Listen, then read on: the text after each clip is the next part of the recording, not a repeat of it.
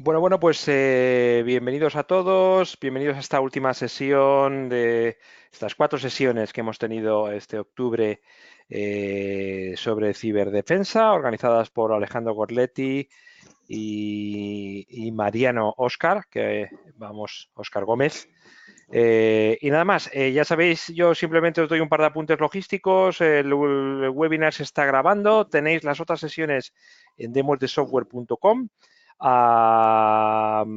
Y tendremos la participación de Alejandro Mariano a lo largo del día de hoy, y al finalizar pues tendremos la opción de tener un par de preguntas o comentarios, ¿eh? Así que nada más, yo os dejo, Mariano, todo tuyo y adelante. Bueno, muchas gracias Daniel. Alejandro, buenas tardes, buenas noches. Mi general de Vergara, señor brigadier Moresi, presentes también como panelistas. Y al resto del auditorio, buenas tardes y buenas noches, según el lugar donde estén. Hoy estamos cerrando este ciclo de mesas redondas virtuales y es realmente un honor haber llegado hasta este momento con la participación de todos ustedes. Eh, ahí está. Bueno, en la tarde de hoy vamos a hacer una breve síntesis que lo voy a llevar adelante yo de todos los webinars anteriores que hemos tenido la suerte de participar. Luego Alejandro va a desarrollar un tema muy interesante que se llama la vías de aproximación, o que él llamó las vías de aproximación, la gran ventaja competitiva de Latinoamérica. Y finalmente voy a cerrar yo con un modelo de resiliencia cibernética de nivel estratégico, que fue una creación producto de una investigación realizada, para dejar lugar al debate como habitualmente lo hacemos y cierre del ciclo de Alejandro. Haciendo la síntesis inicial, recordemos que tuvimos en la primera sesión, en el nivel táctico, la participación del mayor Regueira, del Comando de Defensa Cibernético de Brasil, del mayor Malvacio, de la Facultad de Ingeniería del Ejército Argentino, y en el ámbito privado, del ingeniero Francisco Vázquez, gerente de ciberteoría corporativa del Grupo Telefónica. El mayor Regueira, en su exposición, haciendo una muy breve síntesis, hizo énfasis en el dilema de la capacitación por fuentes abiertas y por fuentes pagas, haciendo referencia justamente a que lo ideal sería hacer un híbrido entre las dos, siendo que no siempre las fuentes pagas son las que garantizan el éxito. También presentó diversas plataformas que recomienda tanto pagas como abiertas, todas ellas colocadas en nuestro blog ciberdefensa.online ya desde la primera sesión.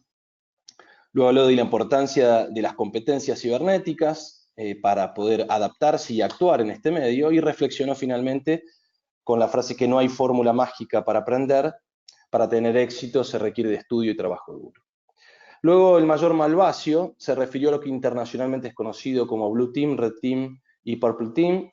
El Blue Team obviamente referido a la seguridad defensiva, a los ataques a la propia organización, y el Purple Team una también simbiosis entre defensa y ataque. Habló también de la importancia, todo esto congeniando como si fuesen practicado juntos con el mayor Regueira lo mismo, la importancia de los ejercicios, de la formación académica en todos los niveles, y la realización de cursos también en ámbitos libres y pagos. Y por último habló sobre las técnicas principales empleadas, tanto ofensivas como defensivas. Finalmente en esta sesión, el ingeniero Vázquez se refirió a los hackers, a la definición de hackers, identificó distintos tipos de hackers, habló del white hat, que es el hacker bueno, el black hat, que sería el malo, y el grey hat, que sería un híbrido. Como su área es el hacking ético, hizo mucha referencia a esto, habló que es una actividad legal, que se rige de un severo código de conducta, y principalmente lo que procura un hacking ético es vulnerabilidades en la propia organización. También describió herramientas accesibles en el mercado, aplicando el principio de la simplicidad como fundamental, sabiendo que hay un sinnúmero de herramientas, pero que no todas son eficientes, es preferible pocas pero buenas, y remarcando el factor clave, que es el factor humano como punto esencial de todo esto, siendo que el software no es inteligente y el hombre puede detectar algunas cosas que el software no. En la segunda sesión, que tratamos sobre el nivel operacional y gerencial, tuvimos la participación del coronel Carneiro, del Colegio Interamericano de Defensa en Estados Unidos, del coronel Cisercia, de la Facultad de Ingeniería del Ejército de la Argentina, y el investigador de doctorado Marcelo Malagucci, del King's College de London y del Instituto Meira Matos de Brasil.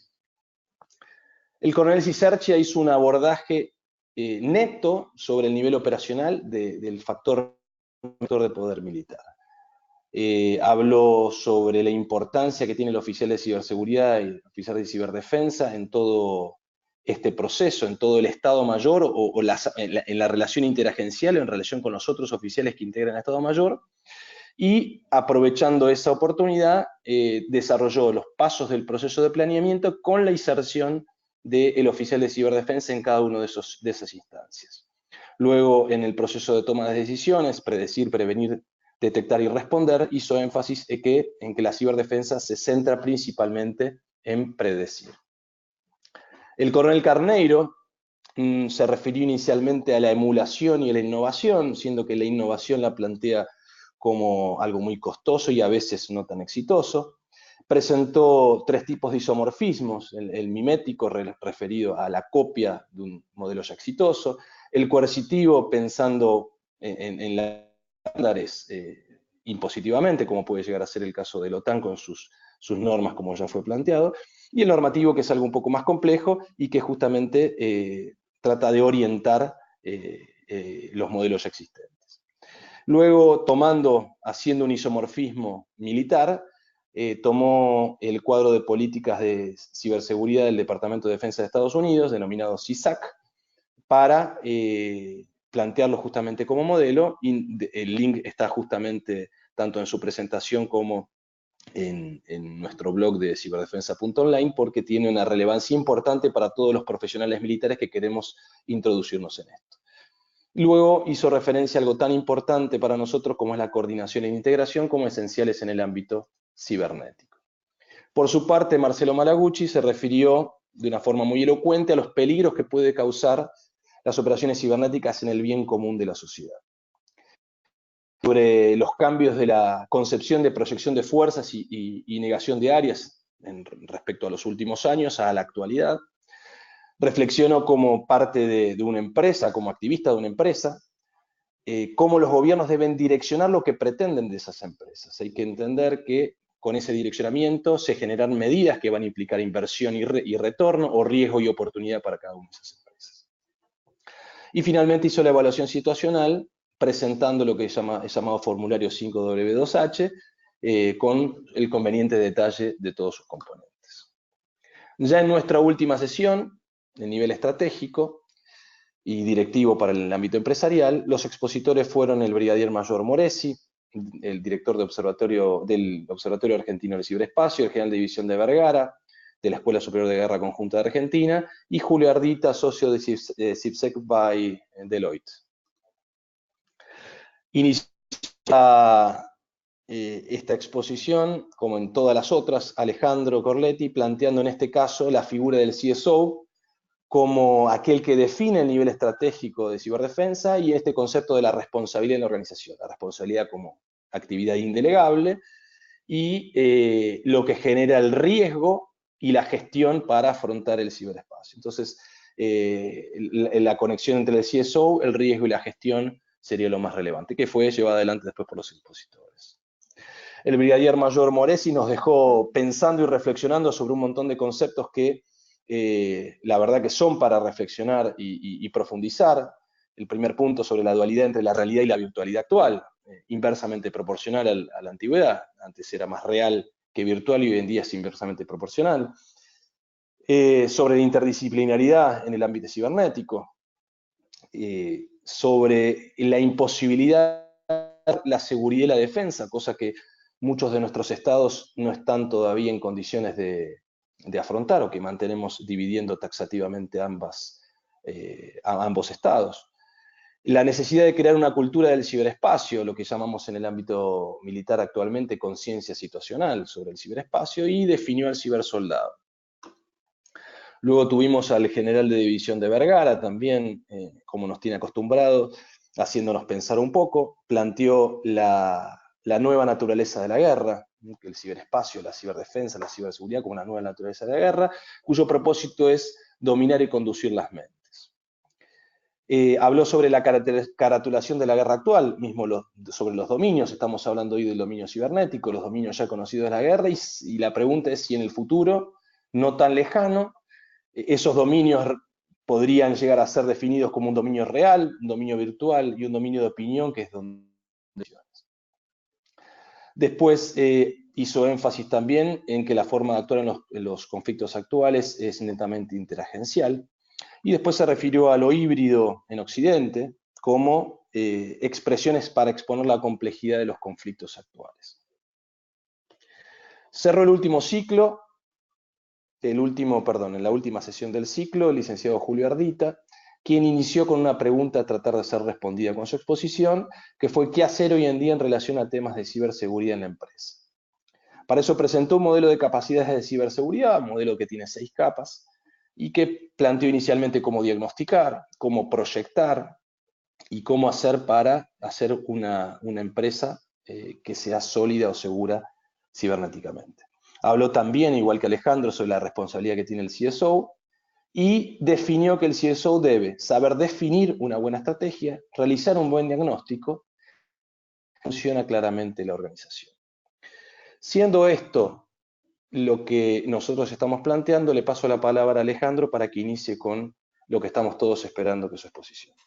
Alejandro. Bueno, muchas gracias, Mariano. Si me pasas el escritorio, Daniel, ahí está. Bueno, a ver si ahí... ¿Se está viendo ya el escritorio? Correcto.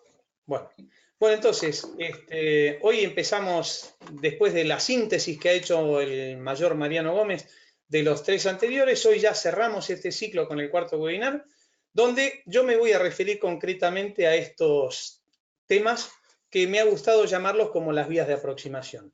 Ya tienen la ponencia aquí en el link, pueden descargarla directamente. Entonces, espero poder ser capaz de transmitirlo. Hoy voy a tratar este tema que creo que es muy importante y novedoso dentro del ámbito en que nos estamos moviendo, tanto para el ámbito militar como el empresarial.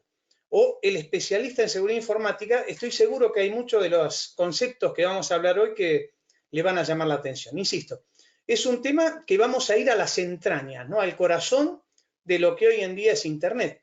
Entonces vamos a ir presentando esto que lo he llamado como las vías de aproximación, porque en toda operación militar, yo en otro webinar que hicimos también con TecnoWebinar, había presentado el dominio de las cumbres, ¿no? O el combate en montaña, el cibercombate, el dominio de las alturas, ¿no?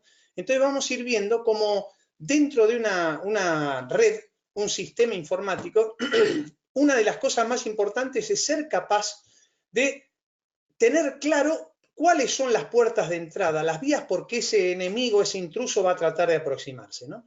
Entonces, hoy voy a hablar en un lenguaje técnico, pero tratando de llevarlo al terreno no técnico, ¿no? Voy a tratar, espero ser capaz de poder hacer un mix entre estos dos mundos, ¿no? Todo empieza, ¿cómo viaja nuestra información? ¿No? Estos son los 5 puntos que vamos a hablar hoy.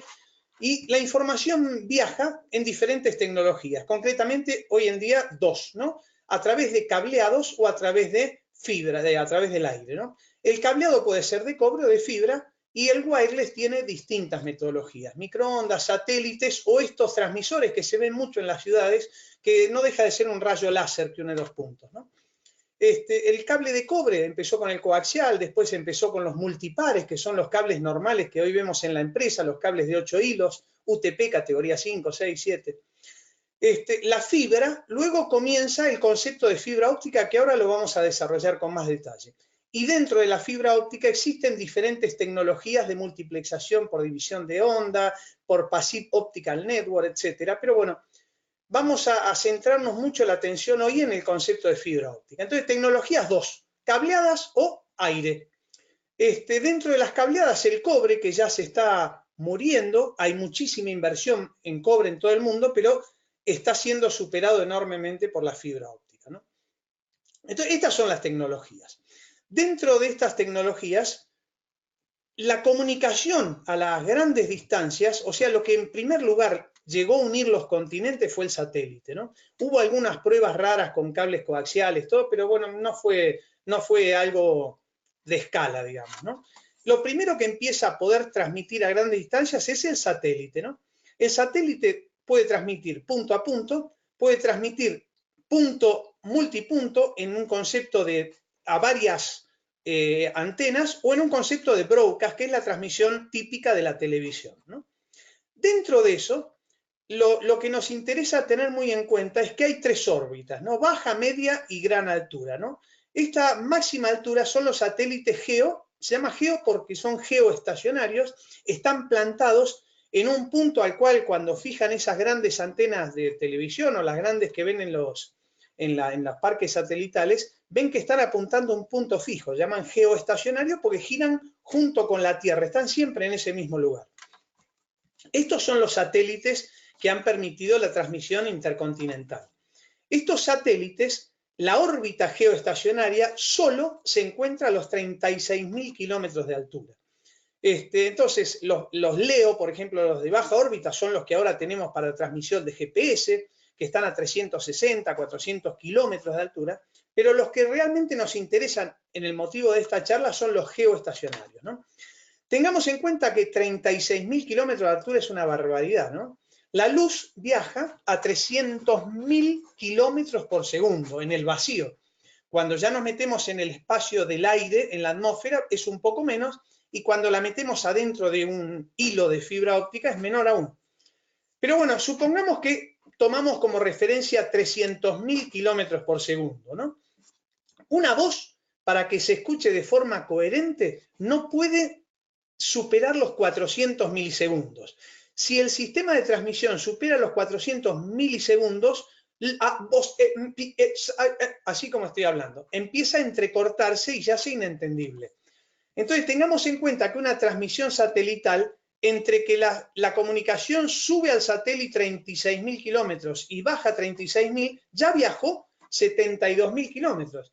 72.000 kilómetros, estamos hablando de un cuarto de la velocidad de la luz por segundo. O sea, ya tenemos de por sí una latencia del orden de los 250 a los 300 milisegundos. Fíjense que ya estamos prácticamente en una voz que está al filo de degradarse, ¿no?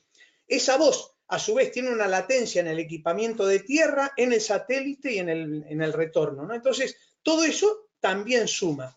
Por lo cual, estos 72.000 kilómetros nos proporcionaban problemas. De hecho, los que estamos fuera de un continente y nos comunicamos con otro, cuando en épocas hace años, ya no sucede, en Navidades, en Año Nuevo, uno quería salir y se entrecortaba, se escuchaba mal porque se saturaban todos esos espónders, esos espacios satelitales, ¿no? Entonces, lo que realmente nos da la solución a todo esto es la fibra óptica, ¿no? La fibra óptica, siempre presento estos dos detalles, los conceptos física, que los hemos estudiado seguro todos en el secundario, el concepto de reflexión total y de refracción de la luz. Yo siempre pongo el ejemplo, cuando estoy adentro de una piscina, si yo miro hacia afuera, veo las cosas quebradas, o el caso del vaso, del lápiz dentro del vaso de agua, ¿no? Si lo miro de costado, lo veo quebrado. Si yo dentro de la piscina me empiezo a aproximar a la superficie, llega un momento donde veo como en la superficie como un espejo y mi vista se refleja y veo el fondo de la piscina. Cuando uno llega a un ángulo tal, se produce este fenómeno que se llama reflexión total. Es cuando en la piscina miro la superficie y la luz se refleja y baja. Esto sucede porque la luz, cuando pasa de un medio más denso a uno menos denso, se produce este fenómeno de la refracción. A medida que este ángulo lo sumo, esta segunda línea de salida ya no llega a salir a la superficie de menor densidad y queda acotado dentro de la superficie de mayor densidad. Esa es la reflexión de la luz. Una fibra óptica aprovecha este fenómeno. Una fibra óptica se trata de un tubo de cristal o de silicio que tiene el centro más dopado, se llama, entonces se lo dopa para darle mayor índice de refracción que el de la superficie. Entonces, tengo una superficie y un núcleo, el núcleo está más dopado, es más denso, entonces si uno logra entrar en esto que se llama cono de aceptación, uno incide en el núcleo en un ángulo tal que la luz no se puede escapar al medio menos denso, queda reflejada y esa luz se va reflejando dentro del núcleo de la onda y queda confinada en el núcleo. Ese es el fenómeno que permite que la luz viaje por una fibra óptica. Cuando hablamos de una fibra óptica, estoy hablando que este núcleo mide en las fibras intercontinentales, que se llaman monomodo, en estas fibras el núcleo mide 9 micrómetros y el revestimiento, la periferia, mide 125 micrómetros. Tengan en cuenta que un pelo humano, en su nacimiento, después se angosta, el mío es igual porque está corto siempre, pero en su nacimiento mide entre 60 y 110 micrómetros. Hay pelos más gruesos y pelos más finos, pero el promedio está entre 60 y 110. Es decir, la parte externa de una fibra óptica es del tamaño de un pelo humano y el núcleo es 10 veces más chico todavía, ¿no?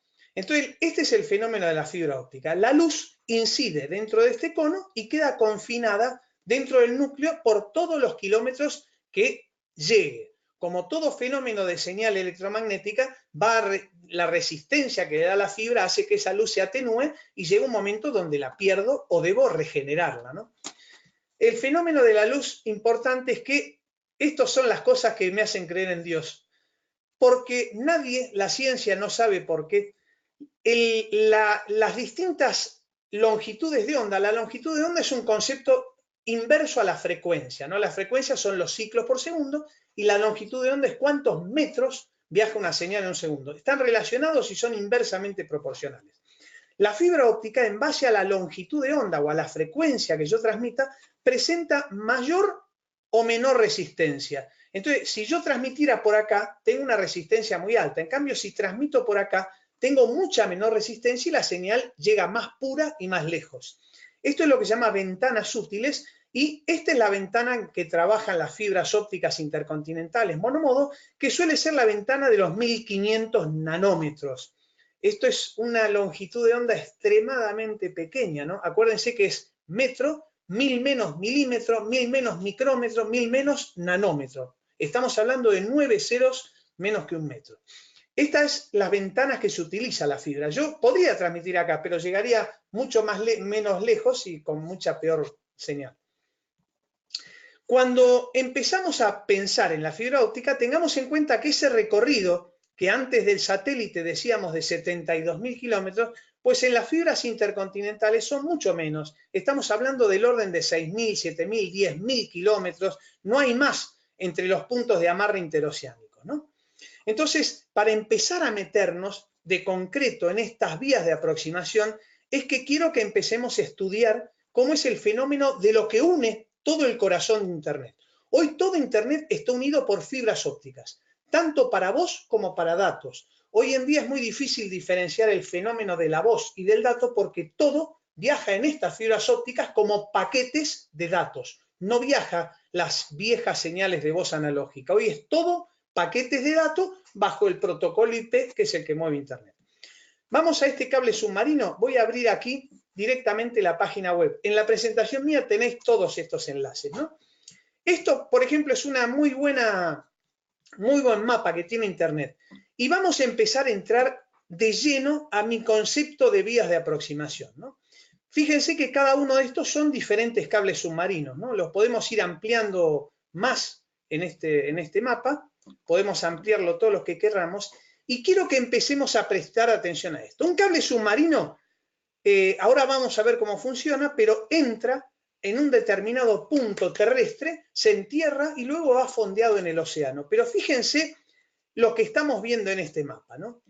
Acuérdense que esta presentación se llama Las vías de aproximación, la gran ventaja sudamericana.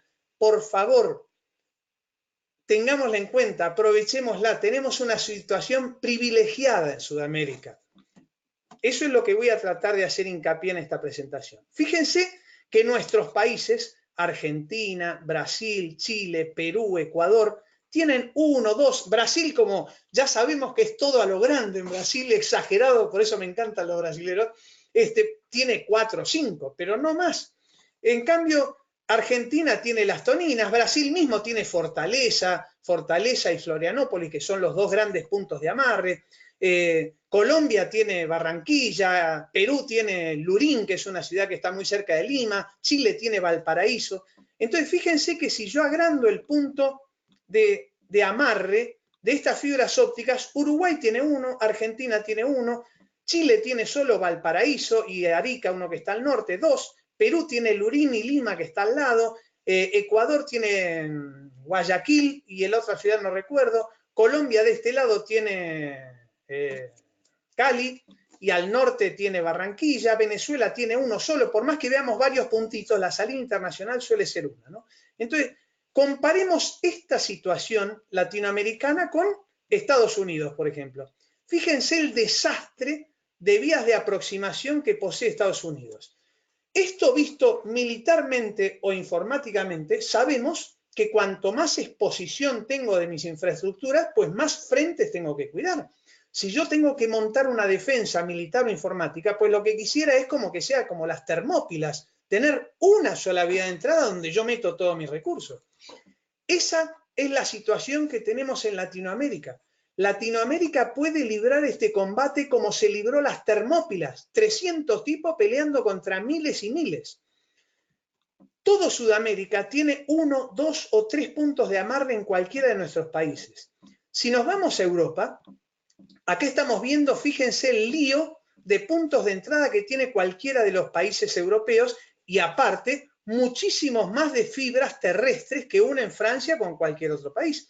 Es decir, si Francia tiene que cuidar su frontera, tiene que estar pensando en todos estos puntos que la rodean, más todas las fronteras de fibra terrestre que también la unen al continente, cosa que, si vuelvo a nuestro querido continente sudamericano, tenemos una situación de lujo si la sabemos aprovechar, de lujo si somos capaces de reunir esfuerzos, de lujo si sabemos aprovechar la legislación a nuestro favor, de lujo si hacemos alianzas entre un país y otro para que estos puntos de amarre compartan información. Entonces, volvamos a nuestro mapa. Los cables submarinos funcionan uniendo dos puntos. Un cable submarino, lo vamos a ver ahora, en definitiva, es esta fibra óptica que por dentro de eso viaja más de un cable, ¿no? Más de un hilo de fibra. Por ejemplo, voy a presentar este de Telxius, que creo que es el mejor. Bueno, ahora no sé si me lo va a dar aquí. Voy a copiar la ruta completa.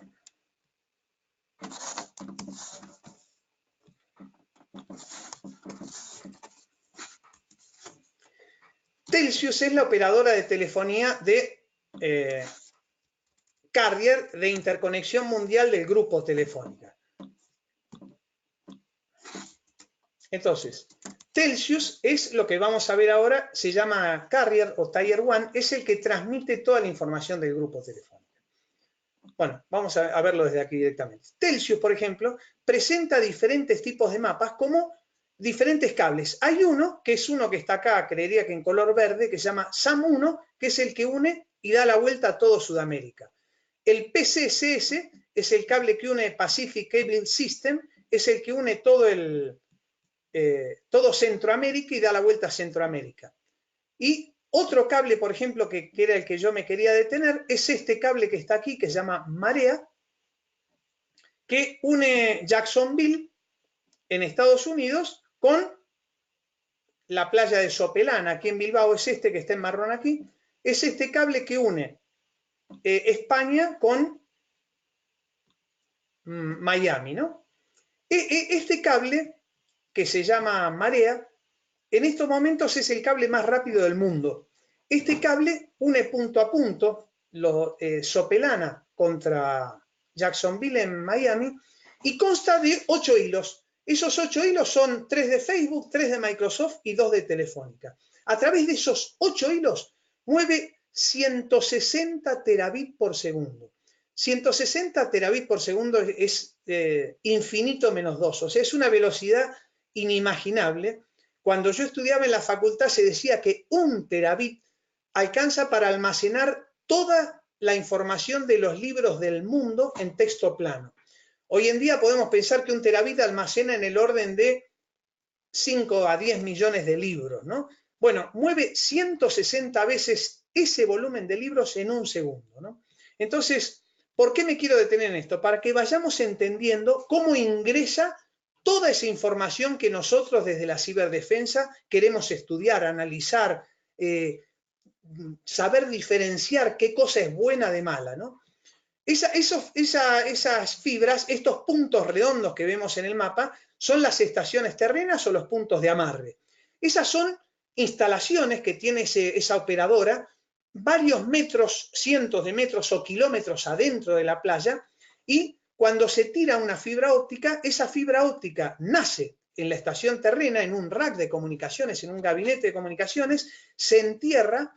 Acá están viendo, por ejemplo, en la playa, la entrada de una fibra óptica que durante los primeros cientos de metros va enterrada solo para la protección de la gente que se baña, de los barcos de pesqueros de cercanos. Esta, por ejemplo, que están viendo acá, es justamente la instalación de esta fibra que se llama Marea en la playa de Sopelana. Esto que están viendo acá es la playa de Sopelana, en la localidad de Bilbao, en la ciudad de Bilbao, en el norte de España. Ahí se entierra la fibra óptica, como se ve aquí. Esa fibra óptica llega a una boca de inspección que suele estar en la primer calle, en la primera acera que tiene esa playa, y después se entierra por alcantarillado hasta la estación terrena. De la estación terrena, el tendido intercontinental se va fondeando y va quedando fondeado en el fondo, en el nicho marino, ¿no?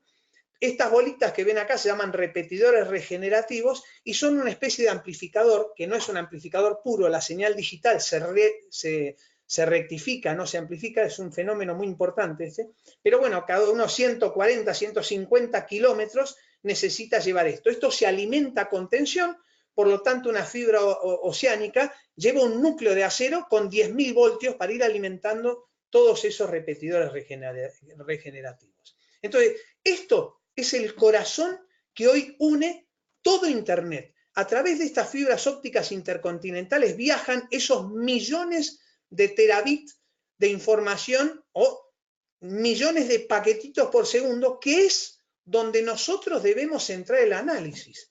Entonces, entendiendo cómo es el corazón de esta red, sigamos avanzando un poquito más, ¿no? Cuando esa información llega a cada uno de esos puntos, a cada una de esas estaciones de amarre, esa información está viajando por las autopistas más grandes del mundo, ¿no? Así como les dije, este cable Marea hoy en día es el cable más rápido del mundo, entró en producción ahora. Eso, una vez que llega a la estación de amarre, se empieza a dispersar por fibras ópticas terrestres hacia las distintas centrales de telefonía, ¿no? Esas centrales de telefonía empiezan a desagregar la información. Entonces, fíjense por qué me quería basar en esto, ¿no? El tercer tema que quiero tratar es que una vez que llega esa fibra óptica a los puntos de amarre, a las puertas de entrada de cada uno de nuestros países, hoy en día se están lanzando con mucha furia estas redes que se llaman aceleradores de contenido. ¿Qué es un acelerador de contenido? Pues es lo más natural. Si yo estoy viajando por una fibra de 160 terabits por segundo, yo puedo estar enviando en el orden de unas 10 millones de películas por segundo.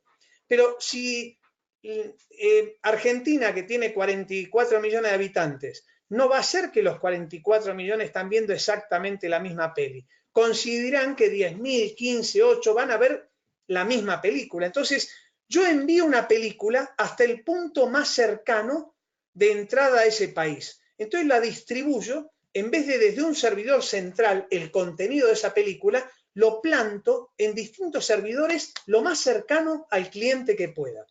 Esos servidores es el que entrega el contenido, se llaman caché, va cacheando, va almacenando en su memoria volátil cada una de las películas más requeridas. Hablo de películas porque es el fenómeno que más ancho de banda, que más consume tráfico, ¿no? Entonces, lo almacenan en la estación de amarre, por ejemplo, de Las Toninas, en Argentina, y desde ahí no es que tengo que meter 8.000 películas juntas por el cable submarino. Las 8.000 películas ya las distribuyo desde Las Toninas, desde Valparaíso, desde Lurín, desde Barranquilla. Entonces le acerqué los contenidos a cada país y a su vez cada país lo distribuirá dentro de sus provincias, en Río Grande do Sul, en San Pablo, irá metiendo aceleradores de contenidos. Fíjense la importancia de lo que estoy hablando, porque, por ejemplo, voy a presentar acá, vuelvo a Telxius, ¿no? Fíjense que Telxius ofrece un servicio que se llama colocación, porque las grandes estaciones de amarre donde entran las fibras submarinas tienen muchas salas donde tienen servidores disponibles para empezar a desagregar, como dije, los grandes canutos que llegan de información y distribuirlo en diferentes racks de comunicaciones y de ahí meterlo a cada una de las centrales de procesamiento de datos. Entonces, por ejemplo, Telxius, que es este gran operador mundial, ofrece alquileres de espacio, cada uno de ellos con cross connection, con conexiones cruzadas a los proveedores locales, con presencia en una región ubicada, con estaciones de amarre y point of presence, puntos de presencia, conexión a la red internacional de Telxius. Esto que están viendo acá, esto es el gran secreto que quiero transmitir hoy. Este es el mensaje más importante que quiero transmitir hoy.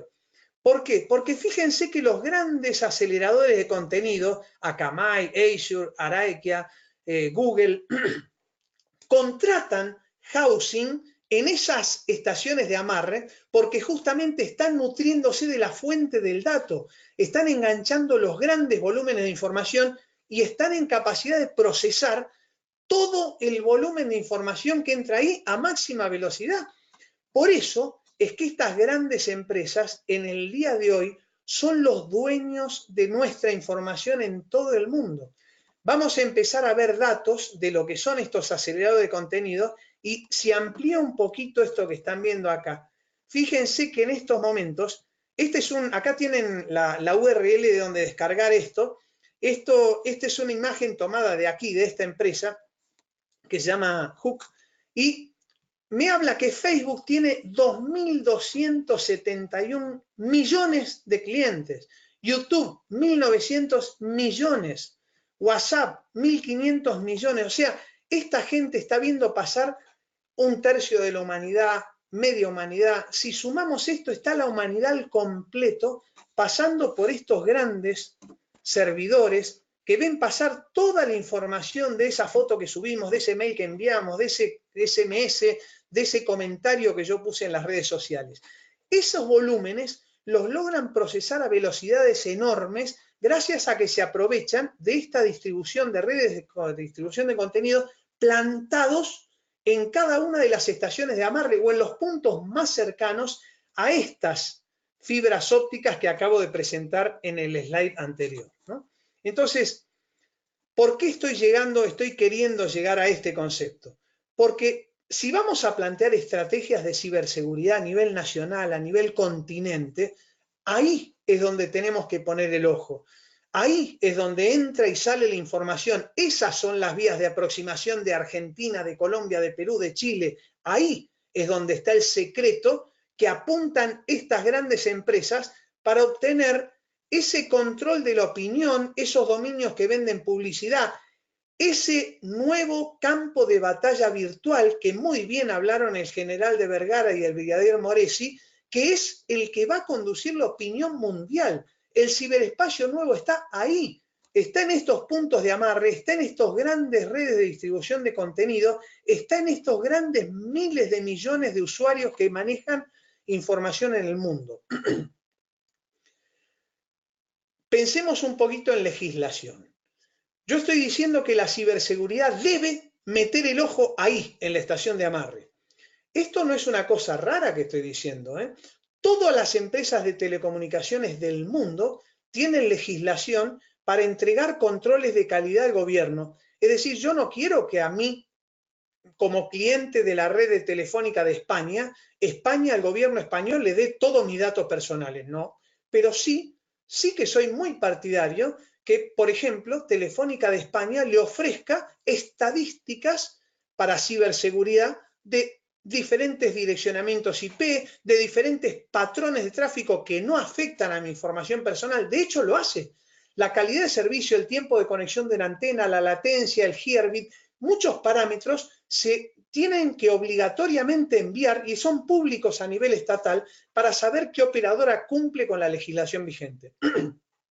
Por supuesto que ante el requerimiento de cualquier juez pueden intervenir cualquier línea telefónica y obtener cualquier dato personal, como ha sucedido miles de veces en la historia de la humanidad. Entonces, yo lo que estoy diciendo que sí podemos, dentro de estos puntos de amarre, convenir con los grandes carriers internacionales que nos den determinadas vistas o determinadas patrones de tráfico para que sirvan a nivel estadístico para hacer realmente un buen análisis que se llama de Big Data sobre parámetros específicos de ciberdefensa. No tiene por qué meterse en la información personal del usuario, no tiene por qué meterse en dónde navega esa persona específicamente, pero sí puede sacar parámetros muy importantes de un patrón de tráfico anómalo, un tráfico malicioso, una tendencia de ciertas redes hacia ciertas redes, sin bajar al nivel usuario final.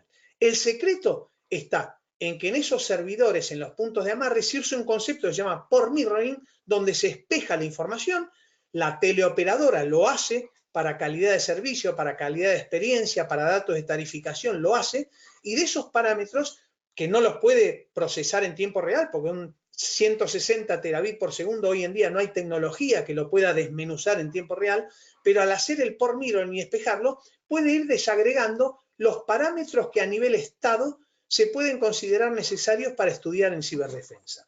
Y a nivel legislación y regulación legal sería perfectamente lícito solicitarlo si no me dedico a bajar al tráfico del cliente o al dato personal, que no tengo por qué hacerlo. De hecho, es justamente el negocio que están haciendo estas grandes operadoras. Todos los datos que estamos viendo lo hacen de forma legal Google, Facebook y Instagram.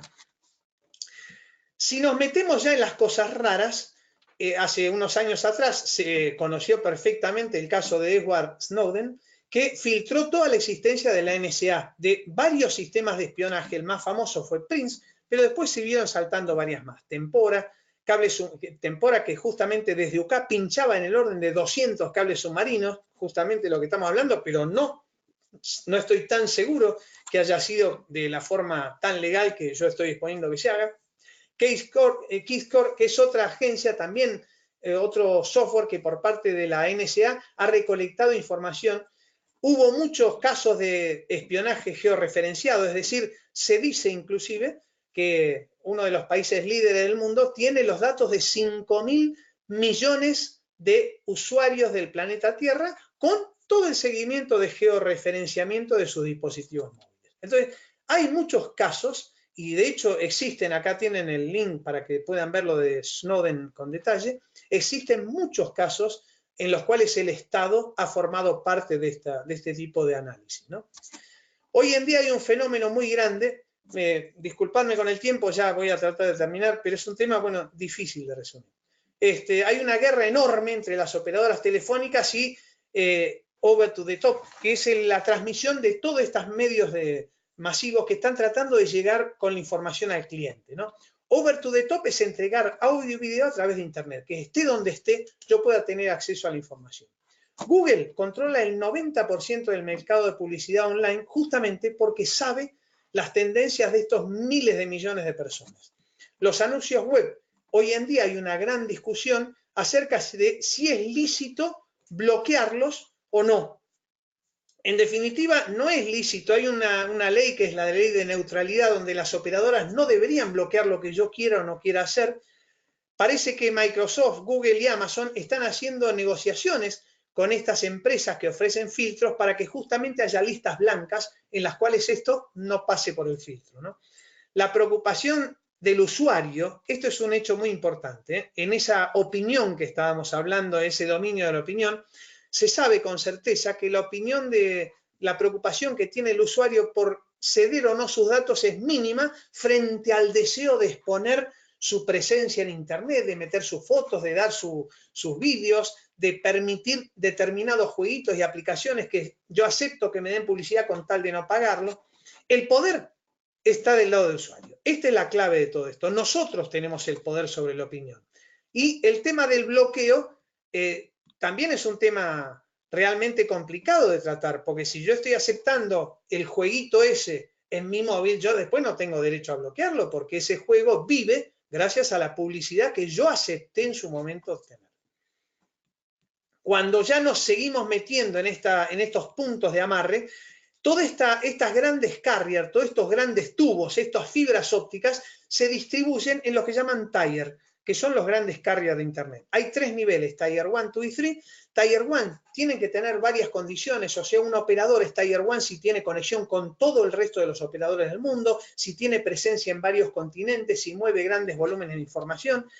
Tier 1, por ejemplo, son estos que están viendo acá. Este es el orden que se suele representar en esta web que están viendo aquí, de los más pesados, ¿no? Level 3 es el más grande del mundo, Telia, NTT, Tata Communication, Hurricane, lo vamos a ver ahora en esta foto que está aquí. Entonces, estos son los grandes Tier 1. Estos mismos, Tier 2 ya es la operadora a nivel nacional y Tier 3 suelen ser los Internet Service Providers, ¿no? Los que me dan acceso a mí. ¿Por qué me quiero basar en esto? Porque estos Tier no se manejan a nivel direccionamiento IP, no es esa dirección IP que yo veo en mi ordenador. Estos grandes carriers se mueven con un concepto, lo que mueven a través de esos tubos de fibra óptica son sistemas autónomos. Sistemas autónomos son rangos de direccionamiento que agrupan millones de direcciones IP. Y todo esto se mueve por un protocolo que se llama Border protocolo BGP, y ese es el secreto que mueve toda la información de un lugar a otro del mundo. Es una pena que no tenga mucho tiempo más para explayarme, porque este es un tema que merecería ser entendido con un poco más de detalle del que estamos hablando. Si os parece, algún día nos metemos mucho más a fondo. Todos estos sistemas autónomos los regula IANA, Internet Authority Number Assigned. IANA es la organización que se divide en 5 regiones en el mundo y asigna tanto las direcciones IP como los números de sistemas autónomos.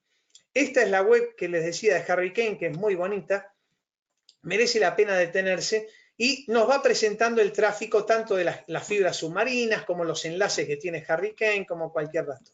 Y otro dato muy importante de Hurricane es esto que están viendo acá, que cuando yo quiero saber un determinado sistema autónomo, lo puedo consultar perfectamente aquí. Por ejemplo, vamos a consultar esto que es el DNS de Google, me está diciendo que es esto que está acá, ¿no? Entonces, fíjense, el DNS de Google es un sistema autónomo con máscara 9. Máscara 9 son miles de direcciones IP, millones y millones de direcciones IP. Y a su vez, Google el dueño de todo ese sistema autónomo es Level 3 y dentro de eso desmenuza en diferentes rangos y el que nosotros estamos consultando es este, que justamente es el DNS de Google que acabamos de verlo recién. Entonces, desde estos enlaces, yo puedo ir haciendo consultas cuando quiero investigar cuáles son las troncales que están moviendo la información mía, ¿no? Reitero, es una lástima que en este tema y en las fibras no quiero robar más tiempo de lo que estamos hablando. Vamos a pasar al tema final. Ruido de red. Esta es la conclusión más importante, ¿no? Cuando en la otra exposición, este es también motivo de mi tesis doctoral, yo hablo siempre de que la defensa de un sistema informático tiene que ser como capas de cebolla. Esto se llama defensa en profundidad, línea 1, línea 2, línea 3, que en mi lenguaje informático, fíjense que lo llamo justamente líneas de retardo, porque esto es como se planifica una operación de acción retardante, hasta llegar a la línea de retardo final o línea a no ceder, que es donde tengo los recursos críticos de mi información. Pero cada una de estas líneas están protegidas por dispositivos, switches, router, servidores, firewall. Cada uno de esos aplican a distinto nivel de ese modelo de capas que hablamos en la primera charla, ¿no? Entonces tengo un nivel 2, un nivel 3, un nivel 4, un nivel 5, y cada dispositivo de estos opera a nivel 2, 3, 4, o sea que tengo alturas en esa defensa, en esa profundidad de mi defensa. Y a su vez tengo 2 alturas muy claras, que son el plano de gestión y el plano de servicio.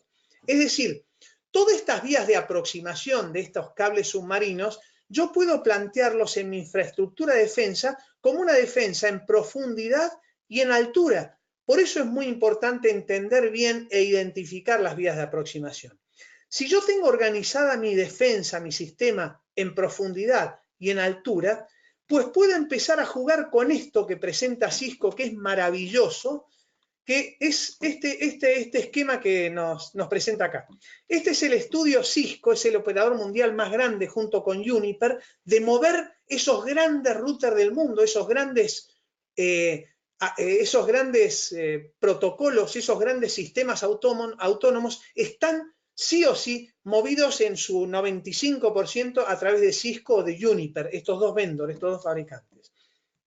Solo ellos pueden hacer este tipo de análisis, ¿no? Entonces, me dicen esto con lo que cierro la presentación del día de hoy.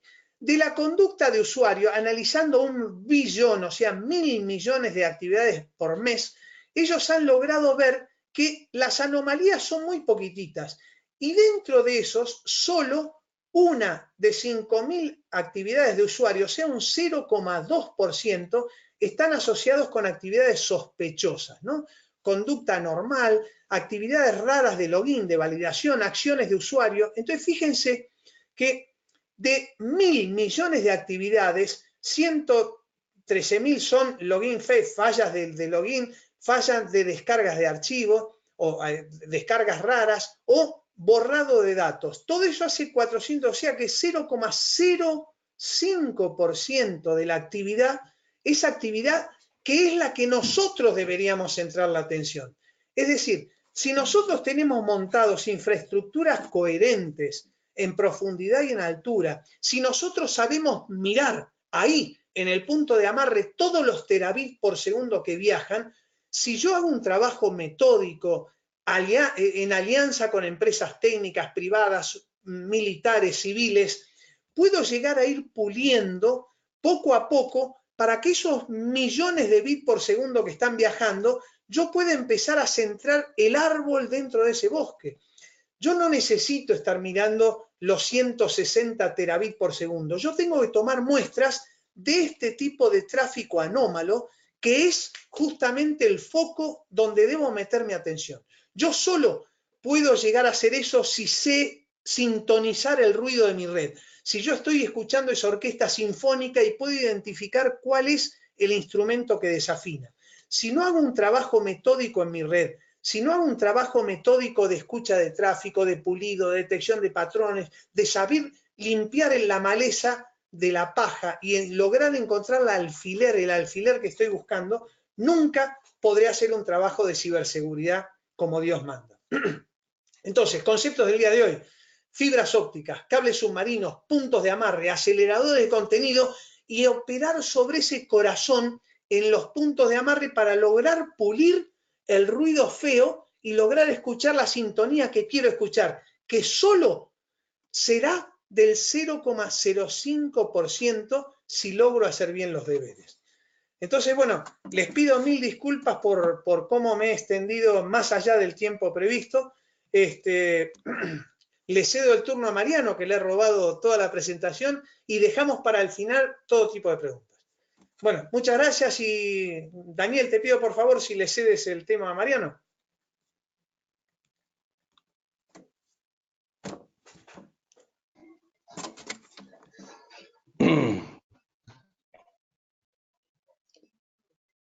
Bueno, ahí no sé si están viendo mi pantalla.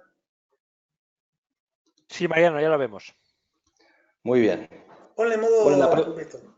Bueno, perfecto. La pregunta es cómo se sigue después de la exposición de Alejandro, ¿no? Realmente impresionante. Bueno, como siempre, como lo que nos tenés acostumbrado, Alejandro. Así que, bueno, yo voy a referirme, a ver, esperen que estoy aquí. Exactamente. Muy bien.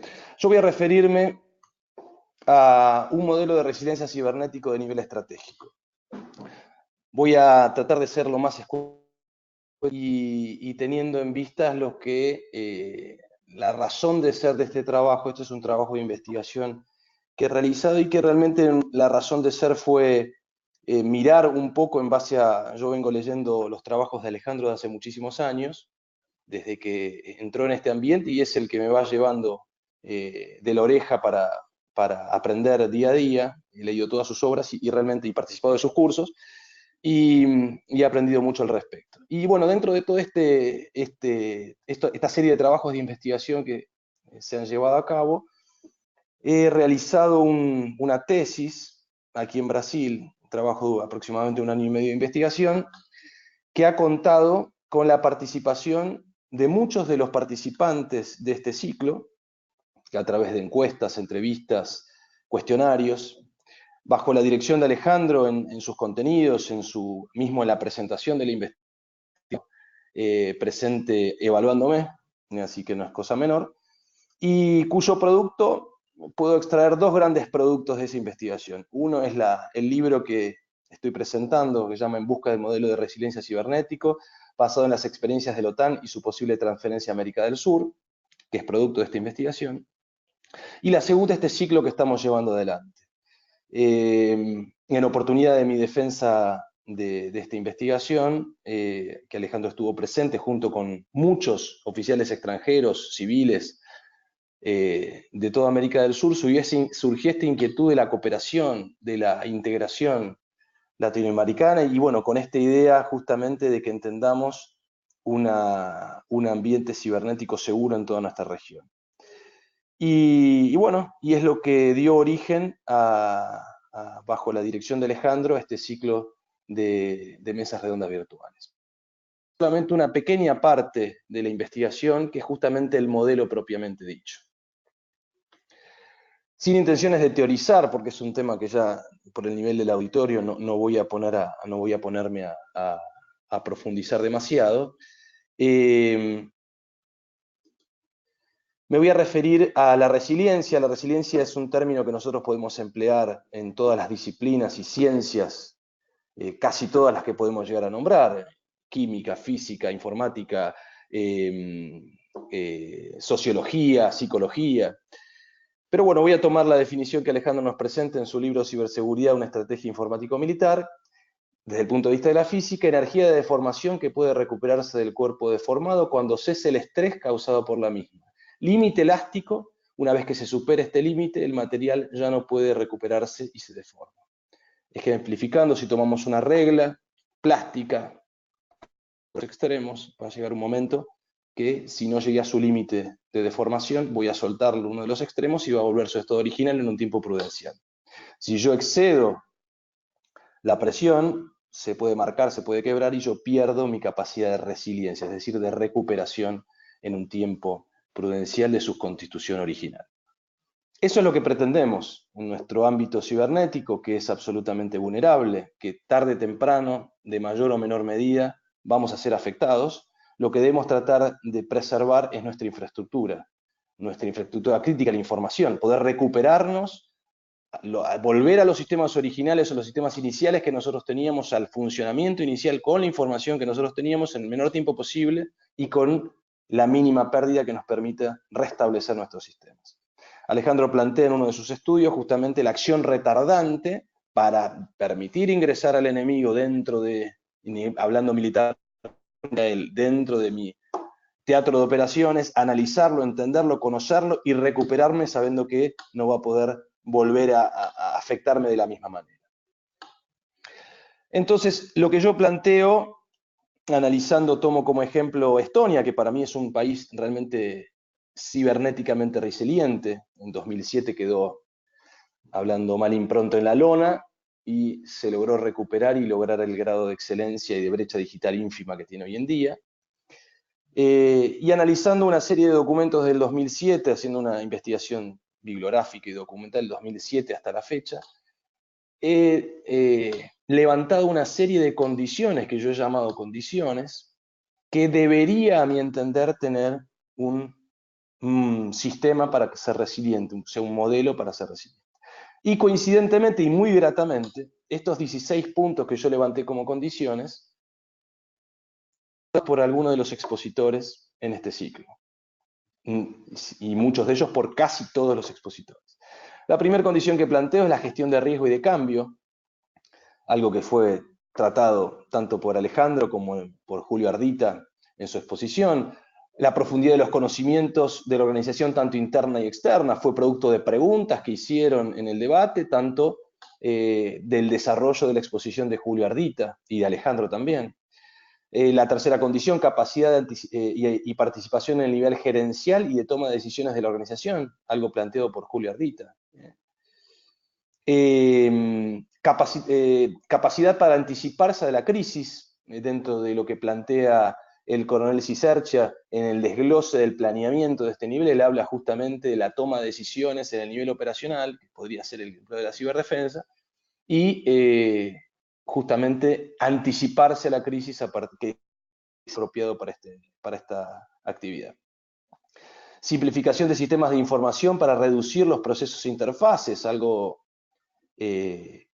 planteado por alguien absolutamente acreditado como puede ser Francisco Vázquez. Procesos continuos y operativos en todas las circunstancias, también planteado por Vázquez. Garantizar regulaciones sobre las infraestructuras críticas, que fue el eje y lo que le llevó al estudio de la ciberdefensa, de la ciberseguridad, a Marcelo Malagucci. Estructuras de sistemas de información, tanto hardware como software, fue abordado tanto por el mayor Regueira como por el mayor Malvasio en su primera exposición. Desarrollo de ejercicios y modelos de simulación por estos dos militares y también tratado en forma tangencial por otros expositores.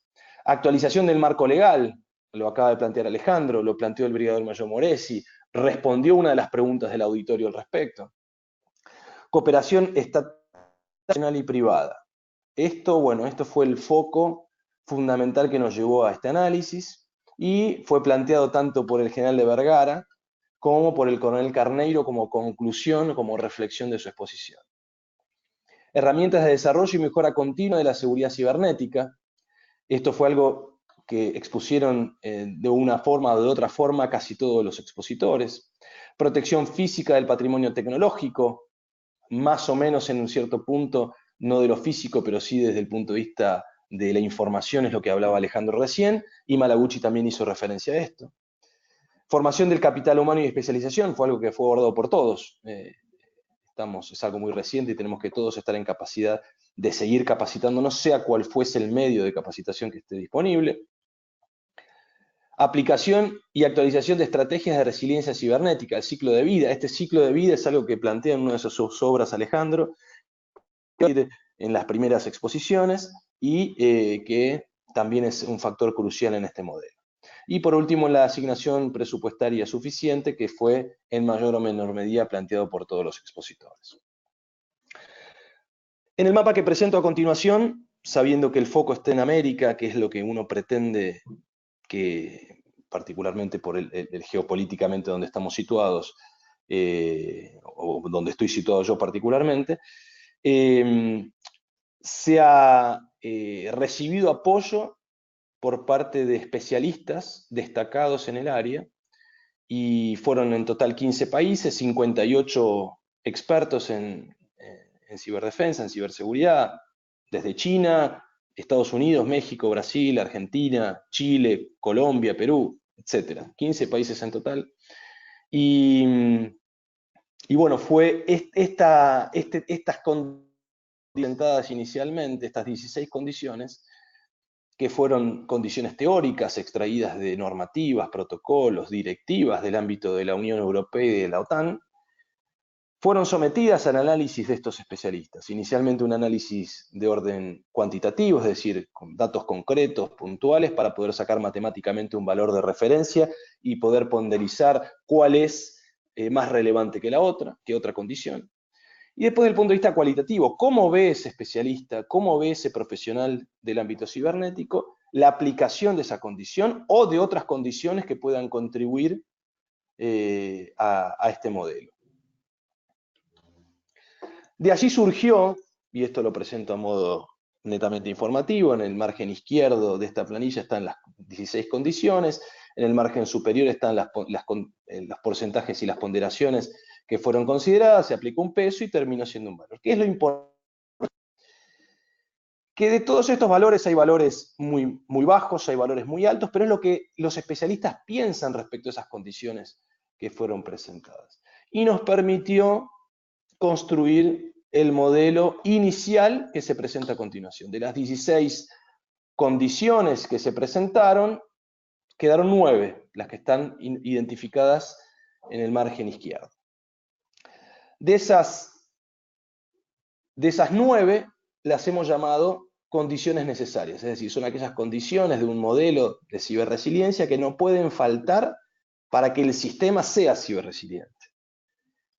Después creamos una nueva condición, que es una subcondición, es decir, son aquellas condiciones que no tienen peso específico para ser consideradas como necesarias, pero que sí son contribuyentes para robustecer el modelo.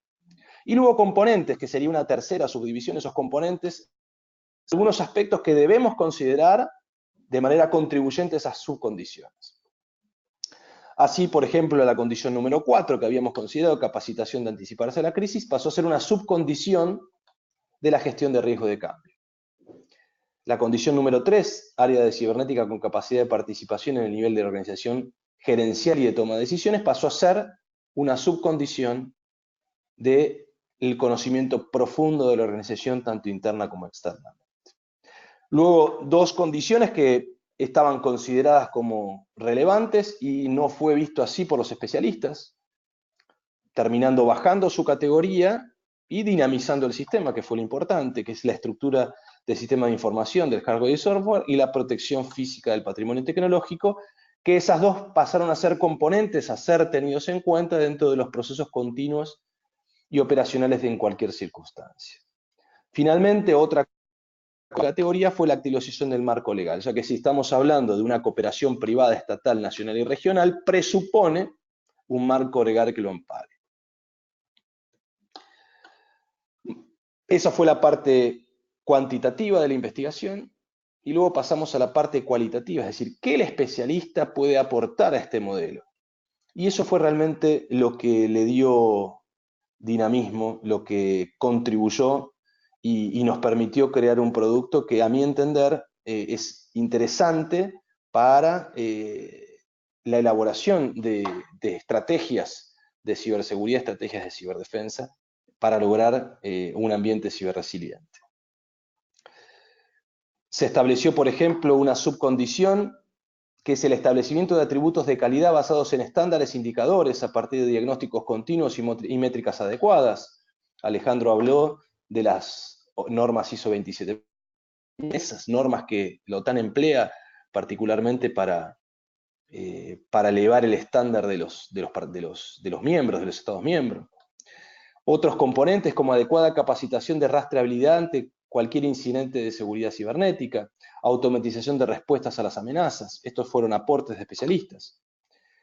Otra que gratamente fue planteada por el brigadier mayor Moresi, formación adecuada en ingeniería social en todos los niveles y concientización de la organización de todos los niveles de la toma de decisión y de la sociedad sobre la importancia de la ciberdefensa, aquella cultura en ciberdefensa que tiene que ser creada.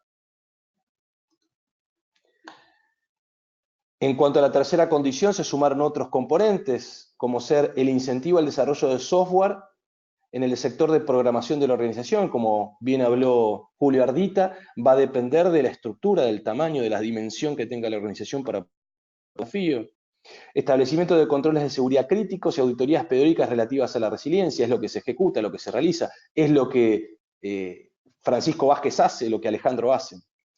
Redundancia, segmentación de la información y cooperación, fundamental, también se realiza. Otros dos componentes en la cuarta categoría, o cuarta condición: estandarización de sistemas de nivel Estado, infraestructura, software, procedimientos y políticas asociadas. Nada más relacionado que con lo que Alejandro acaba de plantear que esto, ¿no? Esto hablado desde el punto de vista estratégico, Alejandro tomándolo ya desde un punto de vista concreto y de aplicación. Clara categorización y priorización de los activos a proteger. También forma parte de lo mismo. Una subcondición dentro de la cooperación privada estatal, regional y nacional y regional, que es el establecimiento de estrategias nacionales cibernéticas. Existen, están siendo creadas, la mayoría de los países la están. Si ustedes ingresan dentro de nuestro blog ciberdefensa.online, van a ver que están ahí en uno de los apartados de enlaces de interés, diversas estrategias nacionales de cibernética de distintos países. Existencia de un glosario común estandarizado de términos relacionados con la cibernética para favorecer la cooperación. Por más que parezca algo ínfimo, hoy en día el concepto ciberseguridad y ciberdefensa es visto en misma América del Sur de modo diferente en América. Depende, hay países que lo consideran como niveles de la conducción, otros países que la consideran como parte del ámbito de la seguridad interior y parte del ámbito de la defensa. Otros que es la misma cosa, simplemente hablado de acuerdo al ámbito de una forma o de otra. O sea que no hay un glosario común, deberíamos tender a eso. Necesidad de crear un ambiente de confianza mutua entre las organizaciones orientadas a la defensa cibernética. Es lo que se está construyendo, es lo que estamos haciendo. En cuanto a la séptima condición, la formación del capital la formación del personal vinculado a las áreas de defensa cibernética, seguridad informática y sistemas, o sea, tratar de buscar la multidisciplinaridad que hablaba Francisco Vázquez, construcción de equipos multidisciplinarios. Y por último, se plantea disponibilidad de una plataforma común para compartir datos y firmas digitales de agresiones cibernéticas, forma parte también de esa confianza y está dentro de la condición, implantación y actualización de estrategias de resiliencia cibernética.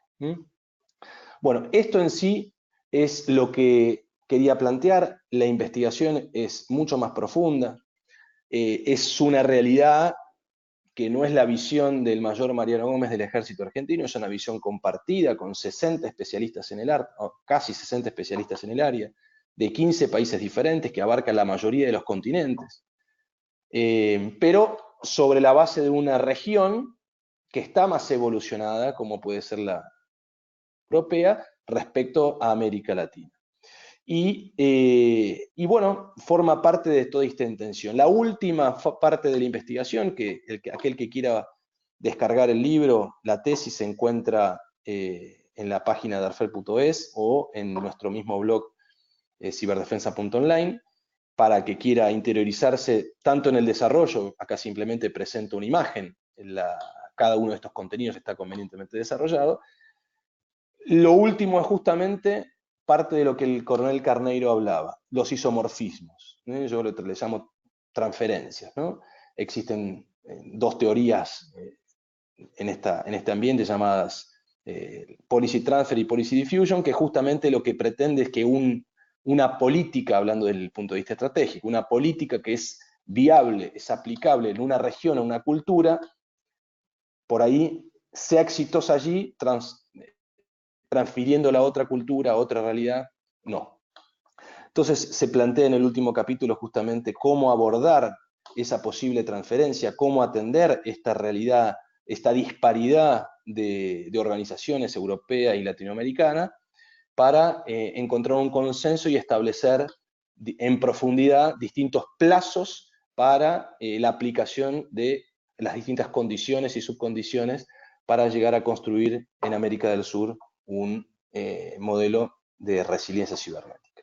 Bueno, esto es todo y agradezco de por sí la participación, la dedicación de los expositores, de los participantes que nos han acompañado durante todo este periodo y dejo para el cierre mi palabra a Alejandro Corletti para que dé sus conclusiones. Muchas gracias.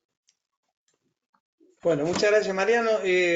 Si me pasas el escritorio ya última vez, si no te molestamos más, Daniel. Bueno, entonces, muchas gracias, Mariano, por la exposición. Nos quedaría para cierre, nomás este ha sido nuestro último webinar. Para mí ha sido un lujo poder contar con toda esta audiencia y todos estos ponentes. Hemos creado este blog, Ciberdefensa Online, y espero que la intención que estuvimos hablando con gente ya que está participando en todo este ciclo de webinar, es invitaros a todos los que han formado parte de estos eventos a que nos enviéis presentaciones, temas de interés para presentarlo y poder mantener este diálogo una vez al mes o no sé, el día de poder organizar ciclos de no más de 1 hora de duración, como hemos durado más o menos estos días, con presentaciones de 10, 15 minutos. Entonces los invitamos a que esta cuenta de info@darfe.es, si hay alguien que tiene un tema interesante, que quiere hacer alguna presentación de su organización, de su país, no con fines comerciales, ¿no? Pero sí alguna institución, alguna acción, alguna medida, alguna metodología que crean interesante, enviádnoslos en presentaciones de 5 o 10 hojas menos y vamos programando. Ya Daniel Agualcín nos ha dicho que nos va a seguir aguantando y que esta plataforma va a seguir estando para este tipo de cosas, así que os invitamos a que participemos y entre todos podamos mantener este vínculo y seguir aprendiendo juntos. Señor Brigadier Moresi, mi general, no sé si hay algo, ya saben que este blog es vuestro para todo lo que, si hay algo que nos quieras... Bueno, Alejandro, desde ya las dos exposiciones de hoy han sido absolutamente brillantes. Te estamos de alguna manera comprometiendo porque queremos hacer una una nueva video para que estos conocimientos creo que son importantes desplegarlos en nuestros alumnados también, tanto en la especialización como en la maestría. Así que te vamos a volver a molestar y simplemente aquí desde el Observatorio Argentino del Ciberespacio le vamos a mandar nuestro sitio para que todos aquellos que se quieran anotar y participar lo puedan hacer también desde el blog, ¿no? Perfecto. Bueno, no sé si hay alguna pregunta, Daniel, algo que tengamos pendiente. ¿Damos paso a 5 minutos de preguntas, Alejandro? Sí, o menos, ¿no? Bueno, o menos, bueno, ok, pues aprovechar, efectivamente, si queréis participar vía micrófono, no se ve la webcam, o sea que tranquilos, solo vais a ver nuestras webcam. Levantar la mano accionando el botoncito levantar mano que aparece en el panel de control de GoToWebinar, hay como un iconito, aprovechar y os abro el micrófono, en caso de que queráis hacer alguna pregunta, algún comentario a los participantes. Y también lo podéis hacer vía chat, en el chat también podéis plantear vuestras dudas o vuestras cuestiones. Bueno, pues sí, no veo por aquí ninguna mano levantada. Los habéis dejado a los dos, a los asistentes un poco callados con las presentaciones de hoy. Mariano y Alejandro. Alejandro, no sé si quieres comentar algo. No, yo nada más, Daniel. Nuevamente, agradeceros, invitaros a que esto no se muera aquí, que con la participación de todos ustedes sigamos adelante, que nos deis ideas, nos deis información, presentaciones, etcétera, para seguir avanzando y que no se pierda todo esto, ¿no? Por aquí hay una mano levantada de David. El primero siempre es el más complicado. Vamos a ver, David Yepes, te voy a abrir el micro. Hola, David. Hola, David. Hola, David. Bueno, pues no nos llega la voz de David por los cables submarinos. Está pasando. Mira, aprovechando que te tengo, Alejandro, y a raíz de lo del cable submarino, es una pregunta que ya te hice la primera vez que tal. Una vez leí un libro que una de las principales actividades de los submarinos, precisamente, no creo que lo cuenten mucho, pero es precisamente la de posarse en los cables submarinos, ¿no? Para chupar información. ¿Eso sigue siendo así o qué? No sé, no tengo constancia de ello y va a ser así, ¿eh? O sea, ten en cuenta que es luz. De hecho, las metodologías de intercepción que existen siempre implican cortar el cable, ¿no? No hay ninguna forma de meterse en ese núcleo de fibra óptica que acabo de decir. Si no se colocan, se llaman splitter, ¿no? Son como prismas ópticos que dividen la señal en distintas salidas, ¿no? Entonces, si no se logra pinchar una fibra óptica, a diferencia de un cable, que a veces un cable eléctrico por un fenómeno que se llama impedancia, un cable eléctrico por aproximación sí que puedes robar información, pero una fibra óptica que yo sepa, no sé qué nueva ciencia habrá, pero... Bueno, pues bien, hay un par de preguntas por escrito, os paso algunas. David dice, ¿cuál es el estado del uso de señales débiles en la búsqueda de APTS y otras amenazas reales en el marco de las presentaciones de hoy? Bueno, no hemos hablado de amenazas, esos son amenazas persistentes, ¿no? Lo hemos mencionado en algún tema, pero el foco de la pregunta es ¿qué dice de las APT? Dice, ¿cuál es el estado del uso de señales débiles en la búsqueda de amenazas persistentes, de APTS, y otras amenazas reales y otras amenazas reales? Ajá. Me queda la duda a qué se refiere con señales débiles, ¿no? La señal débil puede ser la señal electromagnética o el empleo de protocolos débiles. Bueno, tendríamos que, no entiendo bien la idea de señales débiles que me quiere expresar, ¿no? Bueno, pues no veo ninguna mano levantada, no veo ninguna mano levantada, Bueno. o sea que lo damos por cerrado. Igualmente Alejandro. mantenemos las preguntas, Daniel, como hicimos la vez pasada, ¿no? Aquel que quiera dejar planteado algo a la cuenta info@darfe, que la mande, y desde ahí responderemos, inclusive si el tema es de interés, lo vamos a publicar en el blog. Está abierto a cualquier publicación que queréis subir, así que para eso estamos, ¿no? Cualquier otra duda la mantenemos vía mail, ¿eh? Es info@darfe.es. Sí, así es. Vale, aquí os lo pongo, cualquier comentario, cualquier duda o cualquier presentación que Claro, propongáis hacer, ahí lo enviáis y Alejandro lo estará esperando. Bueno, ahora tengo manos levantadas, a ver, vamos a ver si escuchamos A ver. uno, por lo menos, Carlos Eduardo Duarte. Carlos, te abro el micro ahí. Buenas tardes a todos, cordial saludo. Me presento, soy el suboficial Carlos Duarte de la Armada de Colombia. Tengo una duda. No sé si ustedes allá o cómo lo manejan, digamos aquí en Colombia, aquí ahí está el comando cibernético que hace pues esta parte de la protección de la infraestructura, pero algo que se ha podido observar es que hace falta la parte pues de protección legal ante las operaciones militares, ¿sí? de ciberseguridad, de ciberdefensa. Entonces no sé, en el caso de ustedes, pues, cómo lo manejan esa parte legal, porque eso es muy importante, estar amparado. Perdona, mencionaste intercepción legal, ¿no? No, hablo sobre la protección legal para las operaciones de ciberdefensa, de ofensivas, ¿sí? Ajá.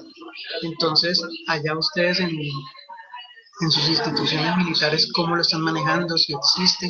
En el caso de nosotros, pues no contamos todavía con esa parte. Y es muy importante, entonces, muchas gracias. Gracias, Pedro. Gracias, Carlos. Bueno, yo le cedo el turno en breve al brigadiero Mariano. En concreto, por mi parte, ya creo que lo comenté en otro webinar, el tema de institución militar en cuanto a legalización como operaciones ofensivas es un tema que está muy tomado con pinzas e inclusive me atrevería a decir que con miedo, ¿no? En este tipo de accionarios, ¿no? Entonces, inclusive hasta suena feo. Fíjate que en la presentación de recién acabo de hablar de Snowden, que es el que sacó a la luz todo el espionaje y las acciones ofensivas que estaba haciendo la NSA, ¿no? La Agencia Nacional de Seguridad de Estados Unidos, y son cosas que a la sociedad le caen muy mal, ¿no? Nadie quiere que estén viendo tus datos personales o tus gustos o tus preferencias por parte de un organismo. Por supuesto que cuando un juez emite la orden pertinente, a partir de ahí sí, todo lo que quiera, ¿no? Pero delegarle ese tipo de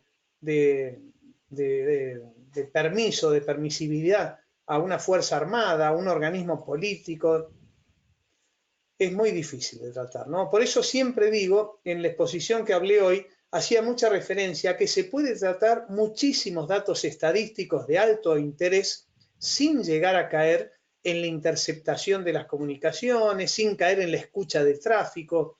O sea, estoy seguro que se puede hacer un trabajo contundente a nivel ciberseguridad sin la necesidad de meterse en ese tema escabroso que es la intercepción del tráfico, el permiso de acciones ofensivas o el uso de herramientas que pueden obtener información de geolocalización, por decirte que es una tontería, ¿eh? Pero fíjate que hoy en día es muy fácil seguirle el rastro a cualquier teléfono móvil. No hace falta ser militar, político, empleado de ciberdefensa. Alguna persona que se dedique un poquito a actividades de hacking con muy poco dinero puede obtener información de geolocalización. Entonces, todo ese tipo de cosas yo lo sigo prefiriendo dejar en el lado oscuro, ¿no? Que no sea una actividad legal. Cuidémonos mucho, mucho con eso. Seamos muy, muy rigurosos en qué cosas son las que se permiten y cuáles no. Actividades ofensivas ya de por sí me suena feo, ¿no? Como ciudadano me da miedo la palabra, ¿no? No sé, bueno, mi general, brigadier Mariano.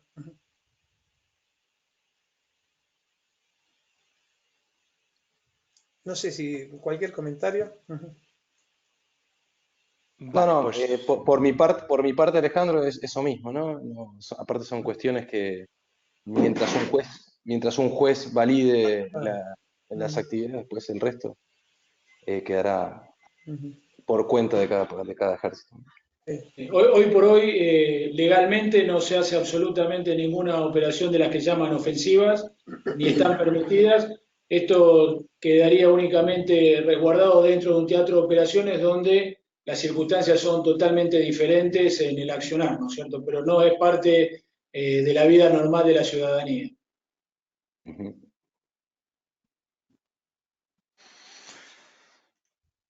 Muy bien, pues ahora sí, no tengo más manos levantadas, así que Alejandro, damos por cerrado. Tienes que desmutarte, Alejandro. Bueno, una vez más, entonces, gracias al mayor Gómez, gracias señor brigadier, mi general, Daniel, por toda la paciencia que nos has tenido y el apoyo tecnológico, y a los participantes, y bueno, los invitamos a seguir adelante con toda esta actividad. Un saludo a todos y por mi parte nada más. Muy bien, pues Sí. oye, muchísimas gracias a todos por vuestra asistencia. Estar atentos a las webs que hemos pasado por el chat. El email lo tenéis también ahí, info@darfe.es, para cualquier cuestión, cualquier duda o cualquier presentación que queráis hacer en este. Esperamos que nuevo foro sobre ciberdefensa hispanoamericano, pues que ha nacido en este mes de octubre del 19. Muchísimas gracias a todos y hasta la próxima. Adiós. Hasta luego. Hasta la próxima, muchas gracias. Gracias.